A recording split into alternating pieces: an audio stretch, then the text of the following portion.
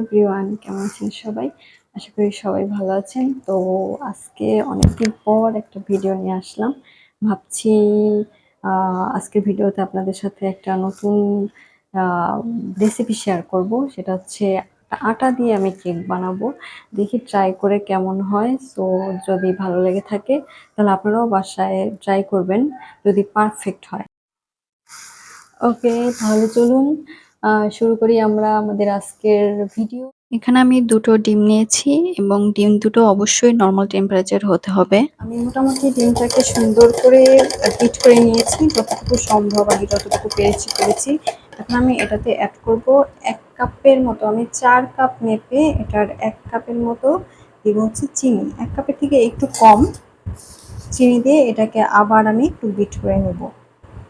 মানে চিনিটা যতক্ষণ না পর্যন্ত গলতে শুরু করবে, মানে একদম গলে মিশে যাবে, ততক্ষণ পর্যন্ত আমি এটাকে ভালো করে বিট করে নিব। আপনারা এখানে একটু সহজ করার জন্য আরেকটা কাজ করতে পারেন। সেটা হচ্ছে এই চিনিটা একটু ব্লেন্ডারে গুঁড়ো করে নিলে বা গ্রাইন্ডারে গুঁড়ো করে নিলে তখন আর বিট করতে একটু সুবিধা হয়, খুব তাড়াতাড়ি এটা চিনিটা গলে যায়। আসলে আমি কুকিংয়ে অতটা পারফেক্ট নই, তারপরেও চেষ্টা করি টুকটাক একটু করার। আমরা তো সবসময় ময়দা দিয়ে কেক বা যে কোনো ডেজার্ট আইটেম ময়দা দিয়ে বানাই। এবার আমি একটু আটা দিয়ে বানানোর চেষ্টা করছি, একটু যাতে হেলদি ওয়েতে। দেখি এখন বাকিটা কেমন হয়। আর আমি অত বেশি মেজারমেন্ট তো করে নিব না। ওকে, আমার চিনিটা দেখা যায় না, আমার চিনিটা গলে গেছে। এখন আমি এটাতে দিব হচ্ছে শুকনো উপকরণগুলো। তার আগে দিব আগে, হ্যাঁ, এটার মধ্যে আমি এখন শুকনো উপকরণগুলো দিব। শুকনো উপকরণগুলো মধ্যে চলুন ব্যাক ক্যামেরা দিয়ে দেখাই। এই তো আমার চিনিগুলো খুব সুন্দরভাবে গলে গিয়েছে।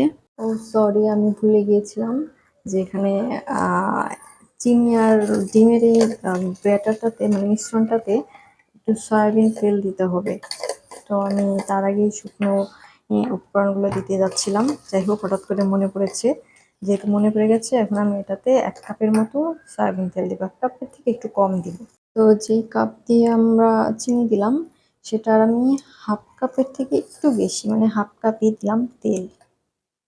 তেল দেওয়ার পরে চিনি আর ডিমের মিশ্রণটাতে তেলটা খুব সুন্দরভাবে মিলিয়ে নিতে হবে, যাতে ব্যাটারটা একদম স্মুথ হয়।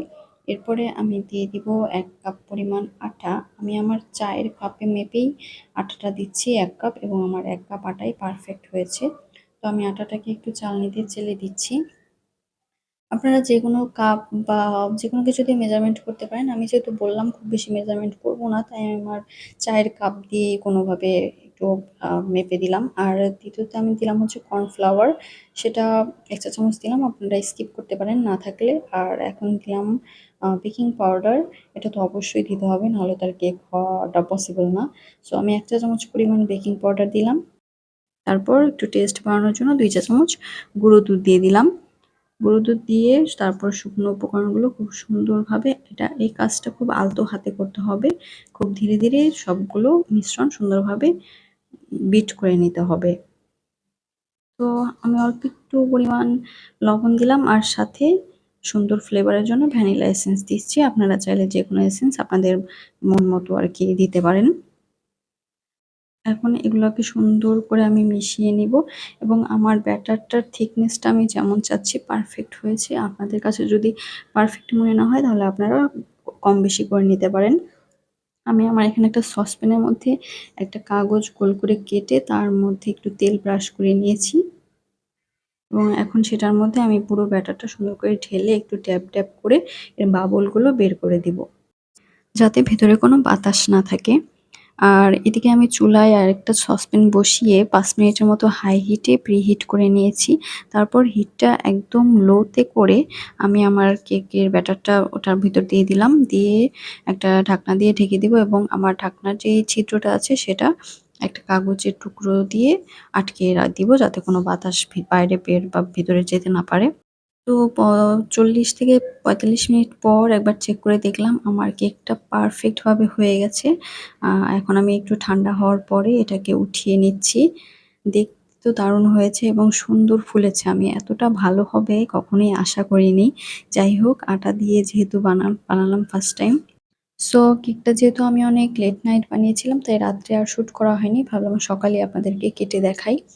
কাটার পরে ভিতরটা দেখছেন কত সুন্দর হয়েছে, অনেক সফট এবং স্পঞ্জিও হয়েছে। আর খাওয়ার সময় মনেই হয় না যে এটা আটা দিয়ে বানানো। তাই আমি আপনাদেরকে বলব, যদি ঘরে ময়দা না থাকে, আটা দিয়ে অবশ্যই একবার এভাবে কেক বানিয়ে দেখবেন। ধন্যবাদ।